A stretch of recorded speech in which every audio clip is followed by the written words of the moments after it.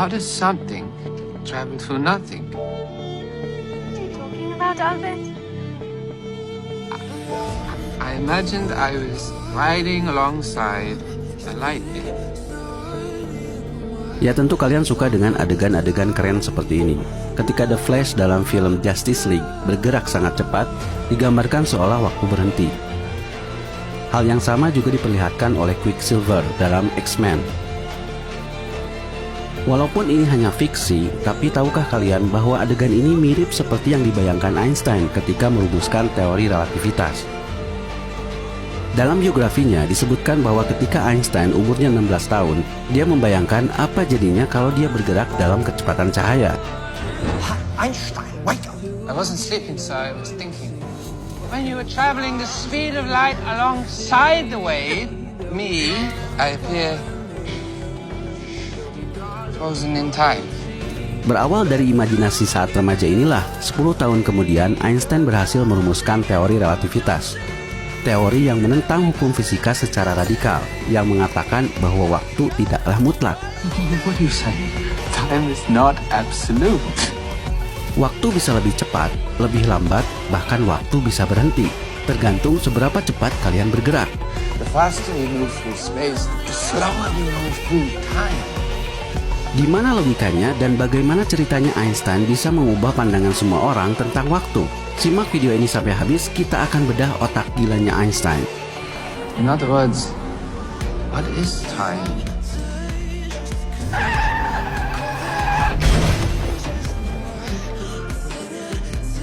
Menurut kalian, bagaimana sesuatu bisa dikatakan bergerak? Ya tentu ketika dia berpindah dari satu tempat ke tempat lain. Tapi dalam fisika, tidak sesimpel itu. Coba perhatikan bola yang jatuh ini. Sekilas tidak ada yang salah, tapi sebetulnya bola ini jatuh di atas papan yang sedang bergerak. Kalian tidak sadar papannya bergerak karena dua hal. Pertama, bola ini jatuh dengan normal, sama persis seperti kalau papannya tidak bergerak sama sekali. Dan yang kedua, karena kalian melihatnya dari sudut pandang kamera yang bergerak bersama papannya. Nah, dalam fisika, ini disebut dengan kerangka acuan inersia. Intinya, kalian tidak akan merasakan perubahan apapun dalam fisika selama kerangka acuannya diam atau bergerak dengan kecepatan konstan. If we were moving along in this frame of reference and we couldn't see the surroundings, then we wouldn't be able to tell by this experiment that we were moving at a constant velocity. As a matter of fact, we wouldn't be able to tell by any experiment that we were moving at a constant velocity. Ini persis seperti yang kita rasakan di bumi. Kita merasa bumi itu diam, padahal bumi itu terus berputar dengan kecepatan sekitar 1.600 km per jam. Kita tidak merasakannya karena kecepatannya konstan. Begitupun ketika kita di pesawat. Ketika pilot sudah mengumumkan boleh melepaskan sabuk pengaman, kita bisa beraktivitas secara normal. Kalian bisa makan dan minum seperti biasa. Kalian juga bisa berjalan, seolah pesawat itu tidak bergerak. Padahal kecepatan pesawat bisa mencapai 800 km per jam. Nah, tapi situasi ini menyebabkan satu masalah. Here, the cart moves by, the ball will fall, and you can watch in the slow motion camera. Begitu kalian mengubah sudut pandang, keluar dari kerangka acuan tadi, kalian tidak akan lagi bisa mengukur gerak sama seperti sebelumnya. Dalam kasus bola tadi, ketika kamera dipindahkan ke meja, lintasannya menjadi tidak lurus, tapi menjadi parabola. Ini yang disebut dengan gerak relatif. Nah, gerak relatif inilah yang mengganggu pikirannya Einstein. Mengapa? Karena pada akhirnya tidak ada satu acuan pun yang bisa kita jadikan patokan untuk mengukur gerak secara mutlak, karena semuanya bergerak.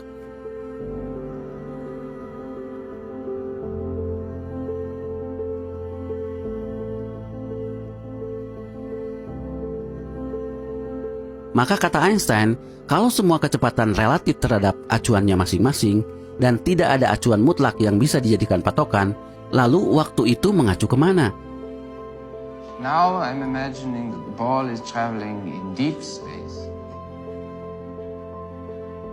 There's no stars or planets around it. Acceleration is the derivative of velocity with respect to time. Well, how do we know that the ball is moving at all if there's nothing to compare its motions to? In other words, what is time? When we describe motion, we do so as a function of time. 10 meters per second, 100 miles per hour. Is time universal? In other words, is there an audible tick-tock throughout the galaxy? Nah, pertanyaan dari Einstein ini ditemukan jawabannya pada cahaya. Cahayalah yang membuat Einstein pada akhirnya berpikir bahwa waktu pun relatif. But you and I both know that time can't move at different speeds.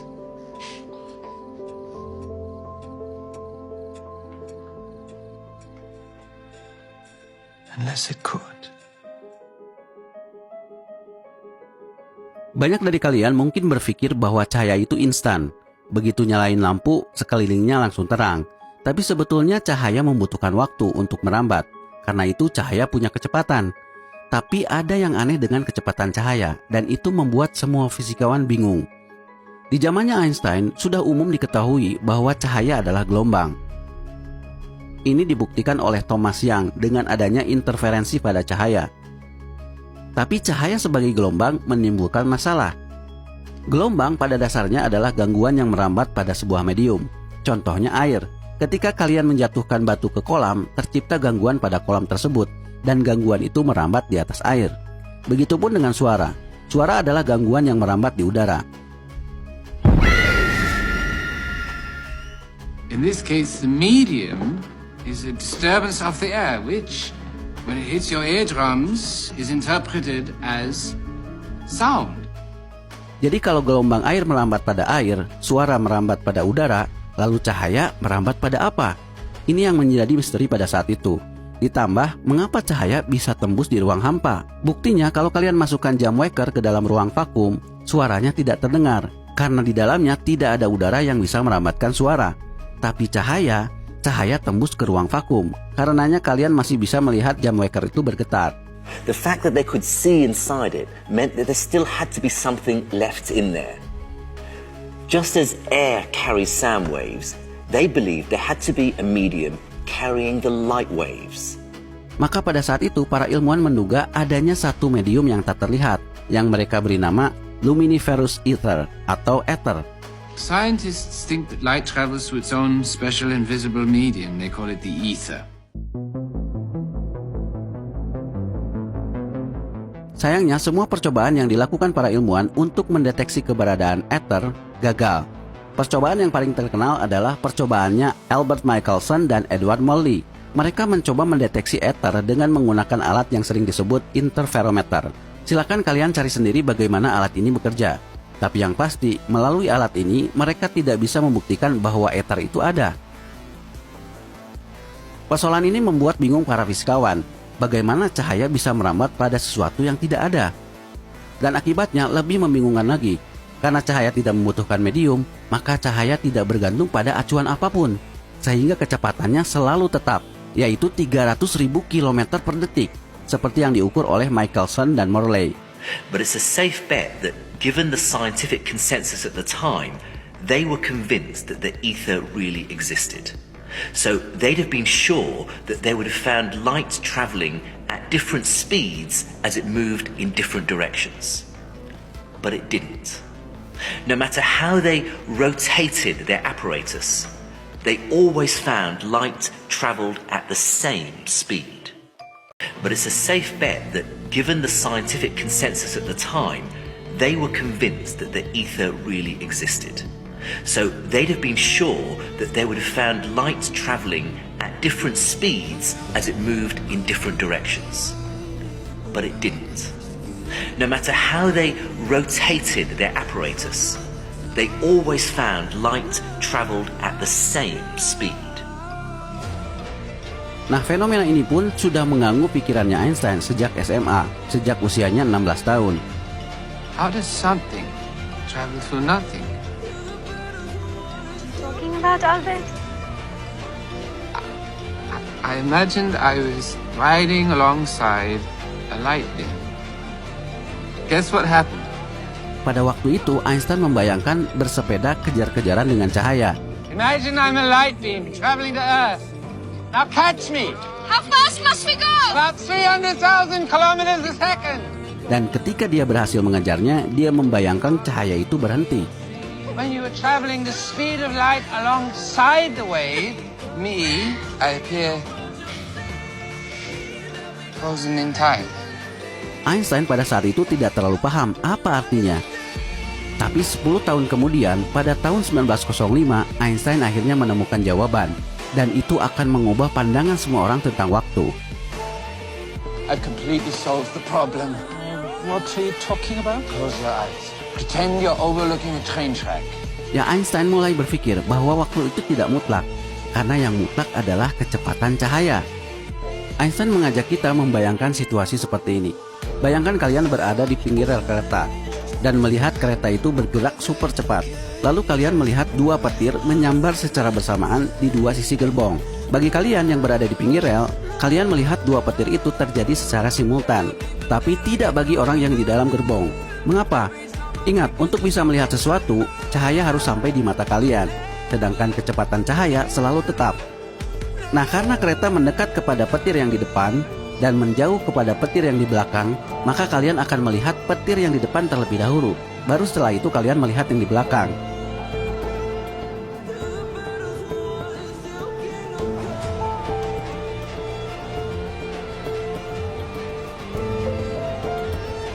Silakan pikirkan berulang-ulang kalau kalian belum paham. Tapi ingat prinsipnya, kecepatan cahaya selalu tetap.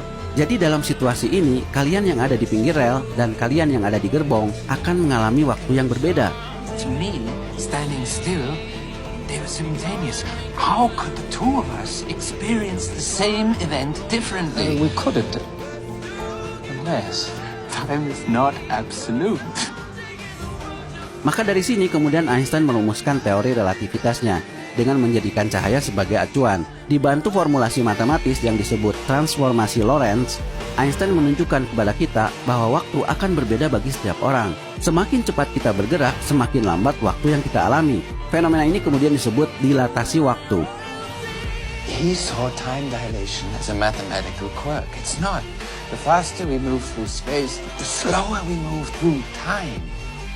Then Einstein imagined what that clock would look like if it were moving relative to us. From your perspective, watching Jim move, the light took a kind of triangular path. If we all agree on the speed of light, then it is obvious that it must take the light longer to tick for the moving clock than it does for the stationary clock. Moving clocks run slowly. Menurut relativitasnya Einstein, alasan mengapa kita merasakan waktu itu sama karena kecepatan normal kita jauh dari kecepatan cahaya.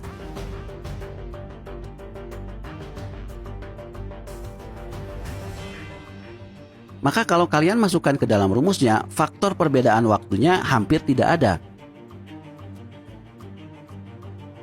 Tapi seandainya kita bisa bergerak mendekati kecepatan cahaya, misalnya 80% kecepatan cahaya, maka waktu bisa melambat 2 kalinya. 99% kecepatan cahaya, waktu bisa melambat 7 kalinya. 99,99% kecepatan cahaya, waktu bisa melambat 70 kalinya. But if we'd have sent Jim off in a rocket that we catapulted Jim off at 99.94% the speed of light. So for him, the journey would take 10 years. But for us, with our watches ticking faster than Jim's, 29 years would have passed. When I'm up there in hypersleep, or traveling near the speed of light, or near a black hole, time's gonna change for me. It's gonna run more slowly. Ya itulah relativitas guys, memang terdengar halu dan fiksi. Tapi kata para fisikawan, betapapun anehnya, itulah cara kerja alam ini. Dalam kata lain, cahaya menjadi alasan mengapa kita bisa melihat dunia ini seperti adanya. So this line seems to restrict the movement of things. Things that travel slower than light are condemned to live inside this area. Tapi ada satu pertanyaan lagi yang mungkin ada di benak kalian. Bagaimana kalau kita bergerak dengan 100% kecepatan cahaya? Maka waktu sudah tidak berlaku lagi. Artinya bagi cahaya, waktu itu tidak ada.